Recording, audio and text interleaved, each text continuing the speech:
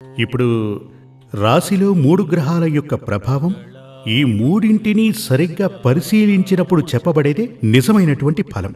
అంటే లగ్నాధిపతి, రెండవ స్థానంలో చంద్రుడు. ఈ మూడింటిని జత కలిపి చూస్తే అతని యొక్క మనోబలమేంటో తెలుస్తుంది. ముఖ్యంగా చంద్రుడు, మనసుకి అధిపతి అయినటువంటి చంద్రుడు నీచ స్థితిలో ఉంటే, బలహీనపడి గనక ఉంటే, మీ జాతకంలో చంద్రుడు బలహీనపడి ఉంటే ఒకటి మనోవ్యాధి ఉంటుంది. ఈ భయమని చెప్పబడేది కూడా ఓ విధమైన మనోవ్యాధే. కొందరు తమ నీడను చూసే భయపడతారు. ఇంట్లో ఎవరో ఉన్నారనుకుని ఎవరో ఉండరు, తనే ఉంటాడు, కానీ ఎవరో ఉన్నారు స్వామి.